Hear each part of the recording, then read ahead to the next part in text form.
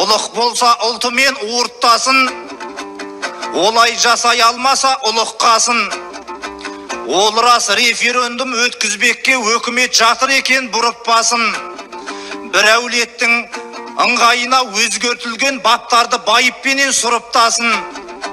Пара алып ұсталғандар пара беліп құтылып кетеміз деп құнықпасын. Олар отқан түрменің есіктерін ақшамен ашылмастай құлыптасын. Бай демей, бастық демей заңды бұзған залымдарды шетінен құрықтасын. Қарапайым халықпен бірдей көрсін, судьялар құдасын сыныптасын.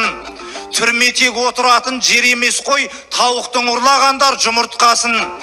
Заң өзгермей мемлекет түзелмейді, заңның қатал болуын құныттасын. Тасы қатты болса егер диірменнің ұны тәтті боларын ұмытпасын. Ойларды айта бермей жай жаттанды, сөйлейік ғылымымыз жайлақ барды. Өткендегі тараған ақпараттар қазағымның ызасын қайнатқанды. Студенттерді Россияда оқытамыз деп серкелер сертінен тайғақтанды.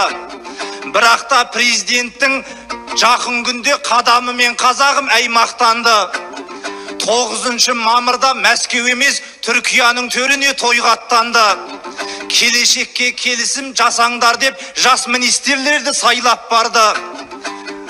Ертүріктің ұрпағы бірікті деп көк көз көрші бармағын шайнап қалды.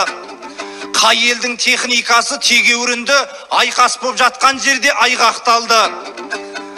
Орыс түріктің байрақтары қару екен, аспаннан қорғайтұғын аймақтарды. Сондықтан орыс емес түріктердің ғылымынан қалқиық қаймақтарды. Жүргізгенің жақсыма жеугілейді, ұшырғаның жақсыма байрақтарды.